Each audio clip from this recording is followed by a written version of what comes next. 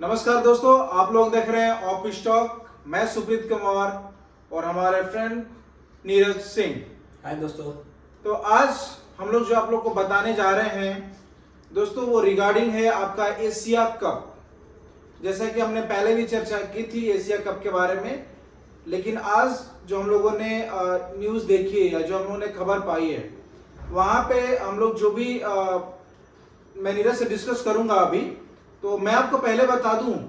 कि इंडिया अभी तक एशिया कप के बारे में डिसीजन तो नहीं ले पाई है कि हमें खेलना है या नहीं खेलना है, लेकिन सारी प्लानिंग एंड जो भी उनका डिसीजन है वो internal like team selection and all वो चल रहा है। उसी के रिगार्डिंग में आपको एक इम्पोर्टेंट न्यूज जो हम लोग आपके सामने रखने जा रहे हैं। तो ये इम्पोर्टेंट न्यूज है कि अभिषेक शर्मा, और इसके बारे में नीरज आपको बताएंगे शॉकिंग न्यूज क्या है अभिषेक शर्मा के लिए, जो कि एक नंबर 1 T20 बैट्समैन, और उनके साथ ऐसा शॉकिंग हो सकता है हमने तो कभी सोचा ही नहीं था। नीरज, धन्यवाद सुप्रीत कि दर्शकों को आपने हाइलाइट्स बताया। दोस्तों आपको बता दूं कि जो करंट न्यूज अभी सूत्रों के हिसाब से हमारे सामने आ रही है कि जैसे आपने बताया कि अभिषेक शर्मा काफी बेहतरीन बल्लेबाज है T20, खासकर T20 फॉर्मेट जो उनका सबसे अच्छा माना जाता है, जहाँ पे आपने उनको ऑलरेडी देखा भी होगा। आईपीएल परफॉर्मेंस अगर उनका देखें तो काफी बेहतरीन रहा है। और यहाँ पे सूत्रों के माध्यम से ये पता चल रहा है कि in place of Abhishek Sharma वहां पे सुमन गिल को उस प्लेस में फिट किया जा रहा है। ये दर्शकों आपको लगता है कि ये जो डिसीजन ले रही है टीम इंडिया के जो सिलेक्टर हैं, ये डिसीजन कितना हद तक है आप कमेंट में जरूर बताइएगा। और इसके साथ जहां पे आप देख रहे हैं सुमन गिल को कि ऑलरेडी हमारे पास प्लेयर्स हैं T20 फॉर्मेट के काफी बेहतरीन बल्लेबाज थे, उनकी जगह पे सुमन गिल को एडजस्ट करना, ये आप देखेंगे एक जगह से प्लेस बनाकर उनको घुसाया जा रहा है उसमें। तो नीरज, मैं दर्शकों से यही पूछूंगा कि जो अभी शुभमन गिल हैं जी, क्या मतलब उनको जबरदस्ती किसी फॉर्मेट में सेट किया जा रहा है नीरज? जैसे कल के डिस्कशन में आपने देखा होगा, कुंदन आज हमारे सामने नहीं है, बट कुंदन ने वो अपना पॉइंट्स रेज किया था कि शुभमन गिल को प्लानिंग है कि तीनों फॉर्मेट में कैप्टेंसी के लिए उनको तैयार किया जा रहा है। मुझे लगता है कि यही सबसे बड़ा कारण है कि उनको T20 फॉर्मेट में भी प्लेस दिया जा रहा है कि इन फ्यूचर, अभी तो शुभमन गिल कप्तान नहीं रहेंगे, कप्तान आपके सूर्य कुमार यादव ही हैं, बट अपकमिंग मैचेस कुछ टाइम्स में शुभमन गिल भी उस फॉर्मेट का भी कैप्टन आप शुभमन गिल को देखेंगे। तो देखिए नीरज, मेरे हिसाब से तो अगर अभिषेक शर्मा एक ऐसे बैट्समैन है जो कि T20 में आपको क्या रिक्वायरमेंट है, मेरे हिसाब से T20 में उससे बल्लेबाज का रिक्वायरमेंट है जो आपको फर्स्ट बॉल से वो हिट करने की क्षमता रखता हो। इसको देखिए, T20 एक ऐसा फॉर्मेट है जहां पे आप बॉल विड्थ के बारे में नहीं सोचते, आपको एक ऐसा स्कोर बोर्ड खड़ा करना पड़ेगा जिसके पीछे अगर आपका बॉलर थोड़ा रन खाते भी हैं तो वो मैच आप जीतने का कैपेबिलिटी रखे, और वो ऑलरेडी आप देखेंगे तो अभिषेक शर्मा ने काफी बार साबित करके दिखाया। मतलब अभिषेक शर्मा अगर आपको फर्स्ट बॉल से ही अगर आपको हिट मतलब छक्के चौके अगर आपको करके दे रहे हैं पावर प्ले, तो पूरा इतना हिट, और सबसे बड़ी बात पावर प्ले में मतलब कितना वो रन बना सकते हैं आप उम्मीद नहीं कर सकते। वैसे ही जस्ट अपोजिट गिल आपको शुरुआत में थोड़ा समय लेंगे। अगर सपोज अगर वो 10 बॉल के लिए भी समय ले लेते हैं नीरज जी, और वहां पे कम स्कोर करके जाते हैं, तो आप T20 में 10 से 12 बॉल बहुत ही बड़ा एक इम्पैक्ट क्रिएट करता है टीम के ओवरऑल स्कोर पे। समझिए, आपका अगर 2 ओवर आप खेल जा रहे हैं तो 20 ओवर में से 2 ओवर को शॉर्ट कर दीजिए, आपका मैच 18 ओवर पे आ गया। अगर आपके कुछ अंतराल पे अगर विकेट निकल जाते हैं तो फिर आप 140, 130, 150 तक आप स्कोर आते हैं, तो वो आज के टाइम पे वो 140, 150 तो एक 50-60 रन के बराबर है T20 में। करेक्ट। तो आप ये जो डिसीजन है, जो भी पीटीआई से जो हम लोगों ने इंफॉर्मेशन निकाली है या फिर जिस तरीके से जो टीम की प्लानिंग चल रही है, आपको ये कहीं ना कहीं ऐसा नहीं लग रहा है कि उससे जो हमारे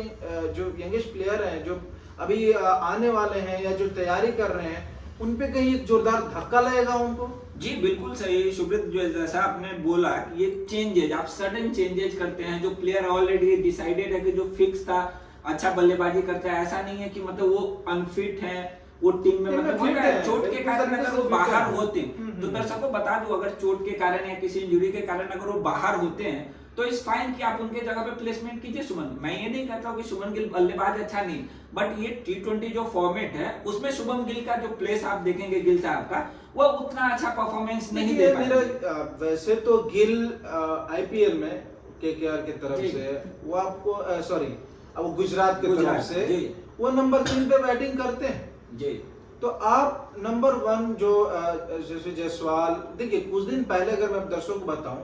जो इंडिया सीरीज खेल रही थी फिलहाल, तो उसमें सूर्य कुमार यादव ने क्लियर कट बोला था कि अभी जो हम लोग ओपनिंग देख रहे हैं वो संजू और अभिषेक शर्मा को ही देख रहे हैं जी। ऑल ऑफ सडन गिल को टेस्ट का कैप्टन बनाया जाता है, वहां टीम इंडिया मैच जीतती है, उनका कद डेफिनेटली बड़ा है, लेकिन उसको बढ़ाने के लिए आप एक जो प्लेयर एक अच्छा परफॉर्म कर रहा है, जो T20 में जो रिक्वायरमेंट है वो आपको फुलफिल करके दे रहा है, आप उसमें छेड़खानी, आप उसमें बदलाव कर रहे हो और आप जबरदस्ती अपनी टीम में एक जगह बना के लेकर जा रहे हो। मेरे हिसाब से अगर गिल अगर रियल कैप्टन है जी और टीम इंडिया को नीरज वो फ्यूचर देखना चाह रहे हैं तो उनको खुद ब खुद, जैसे सूर्य कुमार यादव आप देख रहे होंगे तिलक वर्मा के लिए बहुत बार अपना पोजीशन नंबर 3 छोड़ दिया उन्होंने, खुद ही नंबर 4 पे आया, तो क्या गिल को भी मैनेजमेंट के साथ बैठ के एक, देखिए आप एक कैप्टन ही हैं, आप एक बैठ के आप डिसीजन नहीं ले सकते कि नहीं जो इन्फॉर्म बैट्समैन है, जो नंबर 1 T20 बैट्समैन है वर्ल्ड का, आप उनको ना खिला के आप मुझे सेट कर रहे हो, कहीं ना कहीं ये तो नाइंसाफी है। करेक्ट शुक्रिया, आप जो बोल रहे हैं सेम चीज से हम भी एग्री करते हैं। दर्शकों मैं आपको बता दूं जो अभी प्रिडिक्टेड प्लेइंग 11 जो हम आपको बताना चाहते हैं, जहां पे प्लेसेस किया गया है, फर्स्ट नंबर पे शुभम गिल है, सेकंड नंबर पे एसएसपी जायसवाल को रखा गया है, थर्ड नंबर पे आप देखेंगे सूर्य कुमार यादव जो T20 फॉर्मेट के कैप्टन है, उसके बाद आप देखेंगे चौथे नंबर पे श्रेयस अय्यर आते हैं, उसके बाद पांचवें पे तिलक वर्मा आएंगे, फिर आपको छठे पे हार्दिक पांड्या को देखेंगे आप, फिर आएंगे आपके जितेश शर्मा के बाद आते हैं अक्षर पटेल, उसके बाद अगर आप देखेंगे तो वरुण में और कुलदीप में, मतलब कोई भी आ सकते हैं, चांसेस 50 मेरे हिसाब से वरुण का ही ज्यादा जी, वरुण चक्रवर्ती का ही चांसेस ज्यादा है, लेकिन कुलदीप का भी अगर देखेंगे तो T20 फॉर्मेट में अच्छा उनका रहता है फॉर्मेट, तो उनको भी खिलाया जा सकता है। उसके बाद एज आपका जसप्रीत बुमराह है और लास्ट अर्शदीप सिंह है। ठीक है नीरज, ये प्लेइंग 11 तो मुझे संतुलित लग रही है, लेकिन वही एक पोजीशन मेरे हिसाब से, देखिए अभिषेक शर्मा आपको एक बॉलिंग भी करके दे सकते हैं, अगर सपोज अगर आपका कोई स्पिन ट्रैक है या फास्टर को मदद नहीं मिल रही है या आपके बॉलर पीटे जा रहे हैं, तो वहां पे आप 1 या 2 ओवर इनसे निकाल सकते हैं। देखिए सुप्रीत, अभी जो T20 फॉर्मेट है, अगर आप पहले के T20 फॉर्मेट में और अभी के T20 फॉर्मेट में अगर कंपैरिजन करेंगे तो जब से ये IPL आई है, बैटर काफी एग्रेशन प्ले करते हैं। अगर आपको देखेंगे तो स्कोर जो पावर प्ले में रहता है, पावर प्ले में ही कभी 100 कभी 90 को टच करता है, तो वहां पे अगर आप अभिषेक शर्मा को ऑलरेडी जान रहे हैं जो काफी मतलब एग्रेशन से खेलते हैं, उनका अगर बैट चला तो आप स्कोर को इतने लंबे वो बोर्ड पे 10-20 गेंदों पे वो इजीली 50 जल्दी पहुंच सकते हैं, लेकिन गिल को सेट होने के लिए शुरुआती 10 से 15 बॉल उन्हें चाहिए, अगर वो आउट हो गए तो 15 बॉल का भरपाई कौन करेगा? देखिए अगर सुप्रीत देखेंगे जो पहला सिलेक्शन किया गया था, जो फर्स्ट नंबर पे अभिषेक शर्मा है और उनका साथ देने आएंगे जायसवाल, जो आप दोनों देखेंगे, दोनों महारत हासिल किए हुए हैं फॉर्मेट के लिए और दोनों आपको काबिलियत रखते हैं कि एक ऐसे स्कोर बोर्ड पे पहुंचा देने कि जहां से आपकी हार की कोई संभावना नहीं बनती, सब टाइम वो मिस हो जाएंगे, आउट हो सकते हैं। ऐसा नहीं है कि वो हमेशा आपको 100 ही बना के दे या 50 बना के दे, बट उनका प्लेसमेंट जो पहले सिलेक्शन था, मेरे हिसाब से लगता है कि वहां पे शुभमन गिल को फोर्सफुली मैनेजमेंट का जो भी डिसीजन हो उसको इन कर रहे हैं। इस पे दर्शकों आप अपना राय जरूर बताइएगा कि शुभमन गिल को जो वहां पे डाला जा रहा है वो कितना सही है। देखिए गिल और नीरज, गिल और अय्यर भी, देखिए गिल और अय्यर भी जी, ठीक है, मैं आपको बताऊं कि गिल का जो ठीक है परफॉर्मेंस वाइज, मैं थोड़ा सा अय्यर को लेके भी T20 में थोड़ा सा मैं असमंजस्य की स्थिति में हूं, क्योंकि देखिए अगर आप अय्यर ठीक है कैप्टन अच्छे हैं और उनको क्रिकेट की समझ है जी, लेकिन उतनी वो तेज बल्लेबाजी नहीं कर सकते मेरे हिसाब से, बिल्कुल नहीं। सुप्रीत देखिए, आपने उनकी तेज तरह बल्लेबाजी ज्यादातर कब देखी है? मुझे आप देखिए अगर IPL फॉर्मेट में जो उन्होंने अभी प्लेस किया था, अगर आप देखेंगे तो उसमें स्कोर बोर्ड को सबसे ज्यादा चलाने वाला बल्लेबाज अगर देखेंगे तो श्रेयस अय्यर का पहले एक वीक पॉइंट था जिसपे वो बॉलर उनको टारगेट करती थी, शॉर्ट पिच बॉल, उस पे वो इतने अच्छे से वर्क किए और कमबैक किए हैं। तो अभी आप देखेंगे श्रेयस अय्यर T20 फॉर्मेट में काफी बेहतरीन रन बनाने वाले बल्लेबाज बने और उनका बॉलिंग जो ऑर्डर है 4th नंबर पे जैसे वो प्लेस हुए हैं, काफी बेहतरीन बल्लेबाजी करके। मेरा जो प्रेडिक्टेड मैं सोचता हूं कि जो प्लेइंग 11 होना चाहिए, मेरा एक मानना है, आप मुझे बताइएगा, जायसवाल, आपको अभिषेक शर्मा, नंबर 3 गिल, नंबर 4 सूर्य कुमार यादव, ठीक है, 5 आपको जो भी आपके ये जितेश शर्मा जी और 6 हार्दिक पांड्या जी और 7 अक्षर पटेल जी। संजू सैमसन तो थोड़ा सा मैं ये देख रहा हूँ कि यस अप एंड डाउन थोड़ा पोजीशन में हो रहे हैं। जो प्लेयर सूर्य कुमार यादव हमेशा 3 पे खेलते हैं, वो 4 पे खेल रहे हैं, लेकिन कभी कभार वो तिलक वर्मा को भी उन्होंने मौका दिया है नंबर 3 पे, खुद नंबर 4 भी खेल आए हैं। तो ये आपको कैसे संतुलित, करंट प्लेइंग 11 है, इसमें आप संजू सैमसन को देखते हैं कहीं? देखिए मैं तो संजू को देखना है तो आपको ओपनिंग ही देखना होगा उन्हें जी, पीछे तो बिल्कुल नहीं। एक प्लेयर मैं मिस कर रहा हूँ, रिंकू सिंह। आप उन्हें कैसे एडजस्ट कर सकते हैं प्लेइंग 11 में? देखिए तो वही आप अभी इंडिया के साथ ऐसा सिचुएशन आ गया है सुप्रीत, इतने सारे प्लेयर लिस्ट में है, वहां पे परफेक्ट 11 चुनना एक बहुत ही बड़ा चैलेंज है आज के दिनों में। कि आपके पास प्लेयर आपने बहुत बनाया है,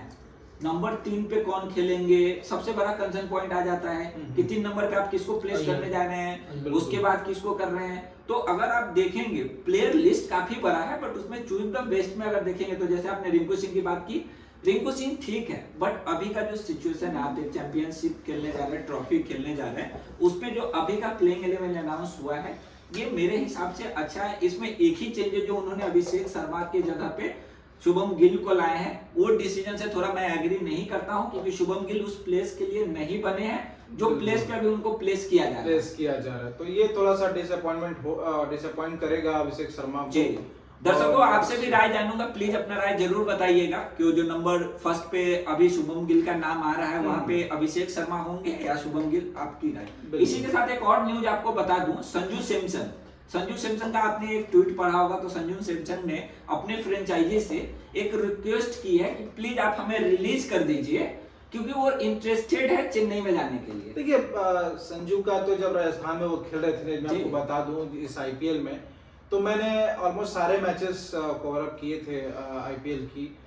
तो संजू कहीं ना कहीं वो अनसेटिस्फाइड दिख रहे थे, संजू और जायसवाल भी दोनों,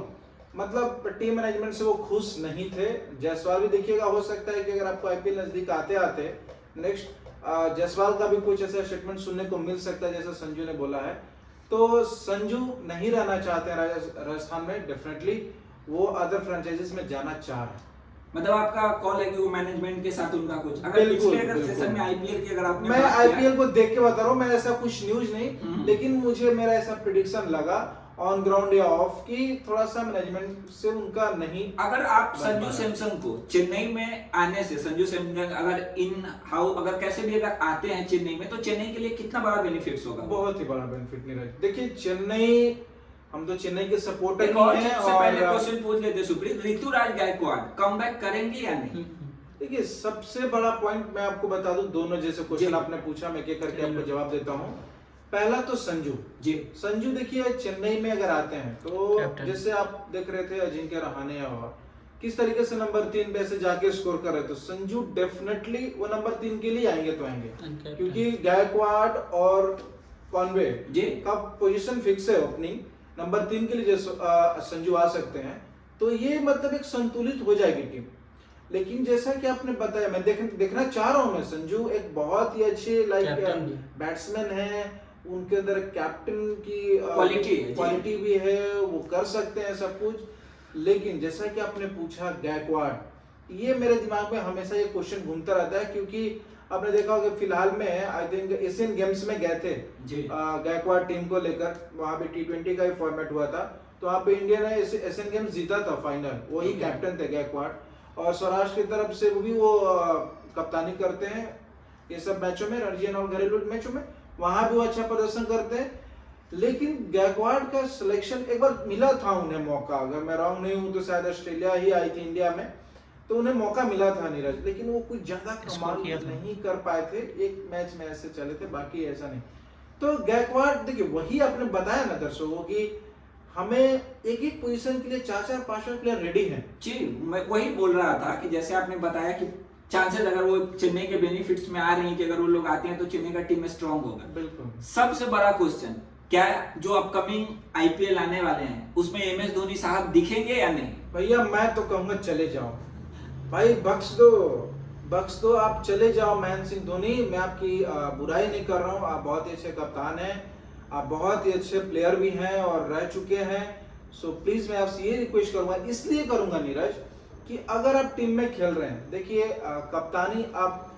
हम लोग हमेशा जनरेशनल चेंज की बात करते हैं, राइट? तो चेन्नई को भी चेंजेस देखिए, आप कितने दिन बुड्ढे शेर को खिला के आप जीते होगे? नहीं। यहाँ पे आप एक चीज और ऐड कर सकते हैं, अगर MS धोनी अगर चेन्नई टीम से अगर बाहर जाते हैं तो मेरा सजेशन यही रहेगा कि वो चेन्नई को कोच करे चेन्नई का बैटिंग या मेंटर्स कुछ रहे। क्योंकि आप एक चीज देखेंगे सुप्रीत, MS धोनी सर के कारण ही चेन्नई का जो फ्रेंचाइजी है वो टॉप पे रहते हैं, उनका जो फैंस है बेस, अगर कहीं भी मैचेज हो तो आपको जो येलो जर्सी का कमाल दिखता है, वो उनके पीछे मेन रीजन है। और ये जो डिसीजन था इस बार वो फैन फॉलोइंग के लिए था जी, फैंस आएंगे, ठीक है, तो एक बिजनेस वहां पे पर्पस था महेंद्र सिंह धोनी को लेके। लेकिन मेरे हिसाब से आप दिल से भी पूछिए, अंदर से भी झांक कर पूछिए, तो आप नहीं सुटेबल बैठते हैं ground as well as team में। आप कोचिंग स्टाफ में जाइए, वहां पे ग्रूम करिए जो न्यू प्लेयर आ रहे हैं और आप प्लेयर बनाइए, उनके ऊपर एफर्ट डालिए और उनको मैं भी इस आईपीएल में मजाक बन गया था नीरज, पूरी तरीके से मजाक बन गया था। अगर मैं गलत हूं तो आप मुझे करेक्ट करिए। बहुत ही बड़ा हम लोग फॉलोअर्स हैं चेन्नई के, बहुत बड़ा फैंस, हम लोग ऑलमोस्ट मैच भी नहीं छोड़ते हैं चेन्नई का नीरज, लेकिन हम लोग धोनी को इसलिए बोल रहे हैं, रीजन बिहाइंड कि आप जो हमने देखा उसके बेसिस पे आप बता रहे हैं, करिए, आप न्यू प्लेयर्स को घूम करिए। मैं वही बोल रहा हूँ। और सीएस के जो है, अगर MS धोनी जाते हैं तो जैसे उनकी जगह पे अगर कैप्टन में प्लेसमेंट, तो अगर संजू सैमसन अगर इंटरेस्टेड, अगर किसी कारण बस अगर उनको रिलीज मिलती है वहां से, तो अगर वो आएंगे तो उनको मैं कैप्टन के पोजीशन पे ही सीएसके में देखता हूँ। और दूसरी बात दर्शकों आपको और बता दें, ये चीज पे आप हमें बता दें कि MS धोनी सर को आप एज ए कोच देखते हैं चेन्नई टीम्स में या नहीं। और दूसरी बात, अभी एक नया देखेंगे, एक लॉन्चिंग आया है कि बीसीसीआई ने एक रूल पास किया है कि हम और भी coaches like bowling coach, batting coach, hiring का प्रोसेस शुरू हुआ है। जो इनका कैंपेन आप देखेंगे बैंगलोर में है, उनके सेंटर में CEO में तो NCA के तहत है। उसमें क्या है कि आपका अगर आप जाना चाहते हैं, अगर आप कोचिंग देना चाहते हैं, तो आपको maximum year of the experience, 5 साल से ज्यादा का एक्सपीरियंस आपके होना चाहिए डोमेस्टिक क्रिकेट में या किसी भी क्रिकेट में जहां पे आप खेल रहे हैं, मतलब कोचिंग करा रहे हैं, तो एक्सपीरियंस लेके आप वहां पे अप्लाई कर सकते हैं, आपकी सिलेक्शन होगी। तो ये इंडिया ने एक नया कदम उठाया बीसीसीआई ने कि जितना कोचेज रहेंगे, नए नए आइडियाज आएंगे और उस आइडियाज पे टीम के अंदर में जो प्लेयर्स है वो ज्यादा ग्रूम करेंगे। और होता है समटाइम, देखिए हम सिंगल है, हमारे आइडिया से आप आएंगे, आप अपना कुछ आइडिया देंगे, तो जितने लोग रहेंगे कोचेस सब अपना अगर थोड़ा थोड़ा आइडिया अगर कंट्रीब्यूट करेंगे तो हो सकता है एक बेहतरीन कम्बो बनके और एक रिजल्ट अच्छा निकले। बिल्कुल, लेकिन देखिए नीरज, मैं थोड़ा सा इसमें जो आइडिया है, जो आपने बताया कि बहुत सारे कोचेस आएंगे, इनसे बैटिंग को थोड़ा थोड़ा अपना आइडिया देंगे। देखिए मैं एक हिंदी में कहावत है, नीम हकीम खतरे जान जी, इंग्लिश में बोले तो little knowledge is very dangerous. तो वही है, देखिए अगर आपको हायर करना है, अगर आप कोचेस देख रहे हैं,